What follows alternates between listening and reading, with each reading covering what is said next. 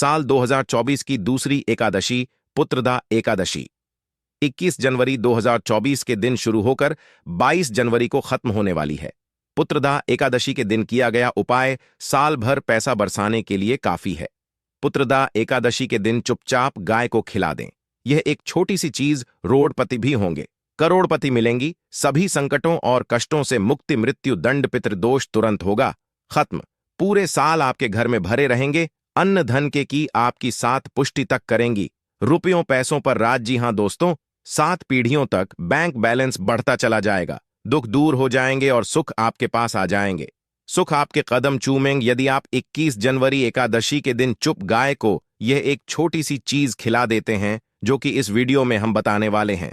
जी हां दोस्तों, यकीन मानिए, इस चीज को यदि आप गाय को खिलाते हैं पुत्रदा एकादशी के दिन, तो भगवान विष्णु जी और माता लक्ष्मी बहुत प्रसन्न हो जाएगी। आपके जीवन के जो भी दुख दर्द संकट कष्ट है, समस्त दुख संकटों से छुटकारा मिल जाएगा। आप यूं कहे, आपके जीवन से तत्काल गरीबी भी समाप्त हो जाएगी, समस्त दुख दूर होकर सुख आपके कदमों में आ जाएंगी।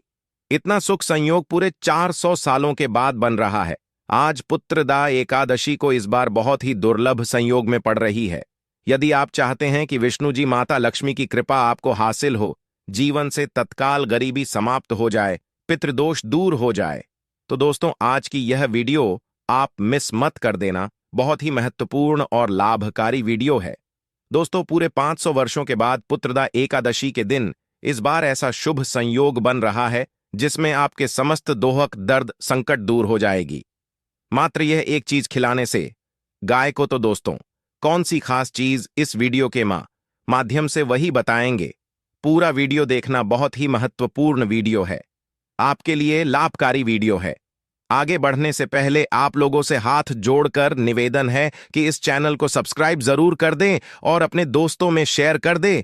तो भगवान विष्णु जी और माता लक्ष्मी के सच्चे भक्त वीडियो को लाइक कर देना और सच्चे दिल से कमेंट्स बॉक्स में जय श्री विष्णु, जय महालक्ष्मी, जय गौ माता जरूर।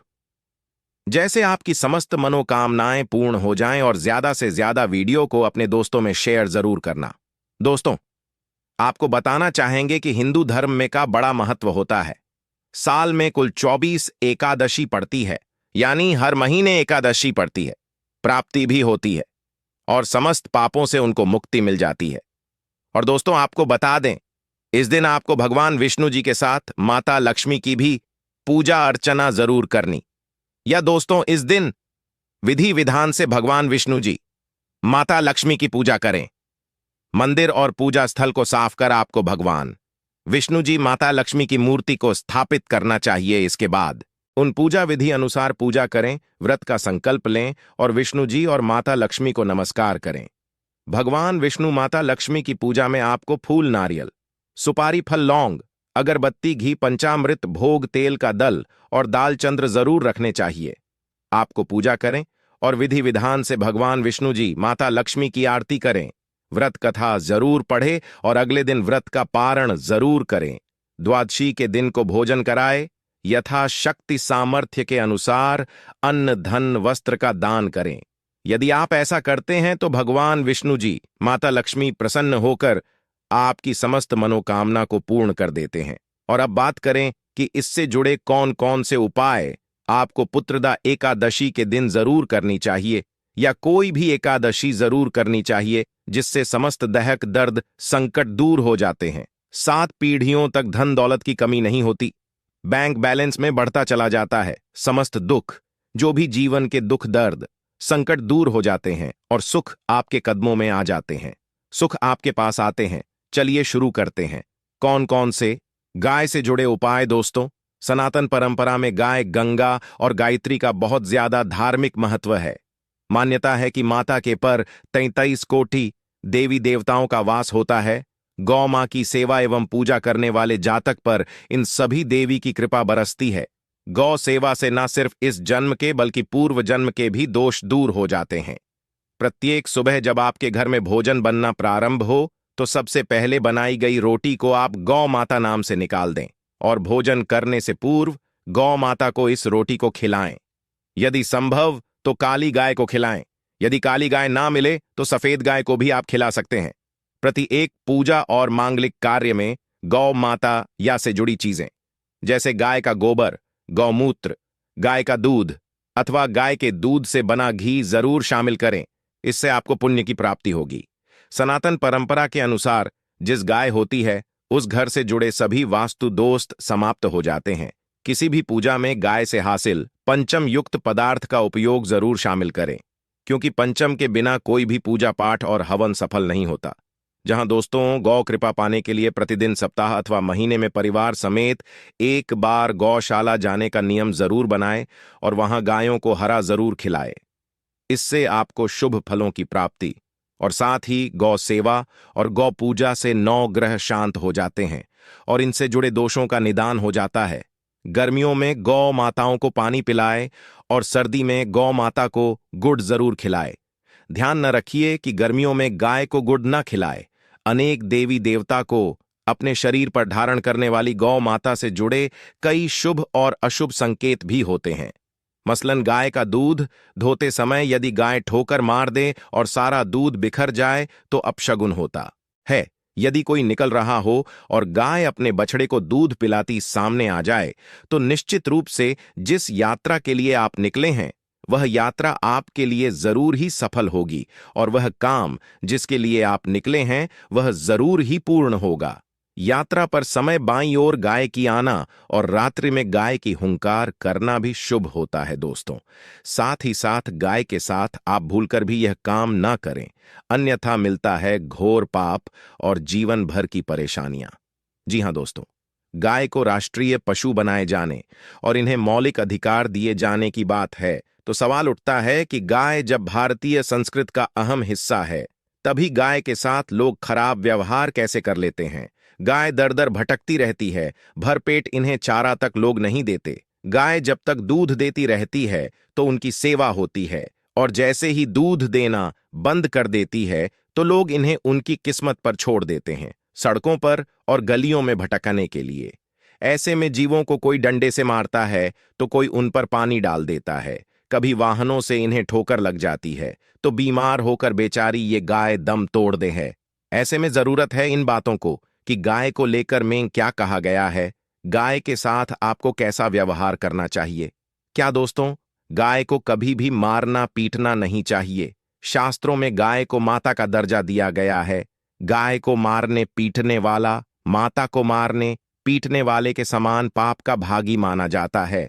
ऐसे घरों को लोक में वर्षों तक कष्ट भोगना पड़ता है, अगले जन्म पशु में मिलता है। कथा है कि गौतम मुनि ने गलती से गाय को डंडा मार दिया जिससे गाय की मृत्यु हो गई थी और इस पाप से के लिए इन्हें वर्षों तक तपस्या करनी पड़ी। भगवान श्री कृष्णा जी ने बैल स्वरूप में आए वृद्धासुर का वध कर दिया था, जिससे मुक्ति के लिए भगवान श्री कृष्ण को संपूर्ण तीर्थों को एक कुंड में बुलाना पड़ा और इस कुंड में स्नान से वह पाप मुक्त हो गए थे। साथ ही साथ जो लोग पानी पी रही गाय को भगाते वे घोर पापी के भागी बनकर कुत्ते का जन्म भोगते हैं, ऐसा पुराणों में बताया गया है। जबकि जो लोग गाय के लिए प्याऊ और चारा ग्रह बनवाते हैं वह महान होते। ऐसे लोग घोर पाप से मुक्त होकर स्वर्ग पा जाते हैं और बड़े ही धनवान कुंड में जन्म लेकर सुख भोगते हैं और साथ ही साथ आराम कर रही गाय को कष्ट देकर कभी भी उठाना नहीं चाहिए। कहते हैं कि जिस स्थान पर गाय बैठी है वहां से नकारात्मक ऊर्जा समाप्त जाती है। गाय के बैठने की जगह को जो लोग नियमित साफ रखते हैं वे पूर्व जन्म में किए गए जाने अनजाने में पापों से मुक्ति हो जाते हैं और गोलोक में आते हैं। गाय को डंडा मारकर उठाना, पानी डालकर उठाने से मनुष्य पाप का भागी है और अगले जन्म में उसे दर दर भटकना पड़ता है। और साथ ही साथ शास्त्रों में बताया गया है कि गाय का दूध उसके बछड़े के लिए होता है। गाय के बछड़े से हुआ दूध ही मनुष्य को लेना चाहिए। कुछ लोग एक बार गाय को दोहू लेने के बाद फिर से बछड़े के लिए बचा हुआ दूध भी धो लेते हैं। ऐसा करना घोर पाप कहा जाता है। ऐसे दूध को दोहाने वाला और ग्रहण करने वाला दोनों ही पाप के भागी बन जाते हैं। दोस्तों, साथ ही साथ शास्त्रों में कहा गया है कि गोवंश यानी गाय और बैल के नहीं बैठना चाहिए। इनके पीठ पर बैठने से महापाप लगता है। ऐसे लोगों की यातना भोगनी पड़ती है। एकमात्र महादेव के उत्पन्न नंदी ही गोवंश है जिस पर स्वयं महादेव और महादेवी सवारी करती है, क्योंकि नंदी ने स्वयं अपनी इच्छा से महादेव की सवारी बनना स्वीकार किया था और साथ साथ शास्त्रों में गाय के दान को बहुत ही महत्व दिया गया है। परंतु ऐसी गाय का दान कभी नहीं करना चाहिए जो बूढ़ी और बीमार हो। कठोपनिषद देह में नाचकेता की कथा भी इस संदर्भ में है कि जिस नाचके ने पिता द्वारा बूढ़ी गाय को दान करने पर आपत्ति जताई, दूध देने वाली और बछड़े सहित जो लोग गाय का दान करते हैं महान पुण्य को हासिल करके स्वर्ग में स्थान पाते हैं। दोस्तों, साथ ही साथ सूर्य मंगल या शुक्र की युति राहु से हो तो पितृदोष होता है। यह भी मान्य है कि सूर्य का संबंध पिता से एवं मंगल का संबंध रक्त से होने के कारण सूर्य यदि शनि राहु या केतु के साथ स्थित हो या दृष्टि संबंधी हो तथा मंगल की युति राहु या केतु से, तो पितृदोष होता है। इस दोष से जीवन संघर्षमय बन जाता है। यदि पितृदोष हो तो गाय को प्रतिदिन या किसी भी एकादशी को या किसी पूर्णिमा के दिन या अमावस्या को रोटी गुड़ चारा आदि खिलाने से पितृदोष समाप्त हो जाता है। और साथ ही साथ बता दें कि गाय को आप जो भी रोटी बनाएं प्रतिदिन ताजी रोटी ही बनाएं। गाय को अगर आपने रोटी बनाई है तो कोशिश करें कि उसको आप तुरंत ही गाय को दे दें। अगर आप उस रोटी को रख देंगे और उस रोटी को अगले रोटी मानी जाएगी, गाय को कभी भी बासी रोटी ना दें।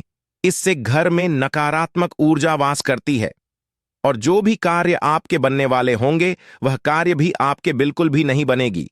इससे आपके घर में हमेशा दरिद्रता वास रहेगा और आप भी कार्य को करेंगे, उस कार्य में आपको हमेशा असफलता ही हाथ लगेगी। इसलिए कोशिश करें गाय को रोजाना ताजी बनाकर खिलाएं और रोटी को बिल्कुल ना रखें। बासी रोटी गाय को ना दें और साथ ही साथ सड़ी चीज गाय को नहीं खिलानी चाहिए कि घर में कोई फल है, कोई सब्जी है, सड़ जाए तो लोग क्या करते हैं, गाय को खिला देते हैं।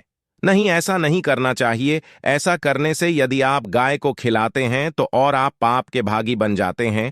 आप बिल्कुल भी सड़ी चीजें गाय को ना खिलाएं और साथ आप आटे की 11 लोहियां बनाकर उनके ऊपर हल्दी लगाएं। इसके बाद उन 11 लोहियों को एक एक करके को खिलाएं। प्रत्येक लोई को खिलाते समय गाय के सिंग पर आप हाथ फेरें, पीठ पर हाथ फेरें, मस्तक पर हाथ फेरें। माता गाय के आप चरणों के स्पर्श करें। जहां दोस्तों ऐसा करने से आपके समस्त कार्य बनने लगेंगे। जो दुख का समय चल रहा है वह भी समाप्त होगा। आपके में खुशियां ही खुशियां होंगी।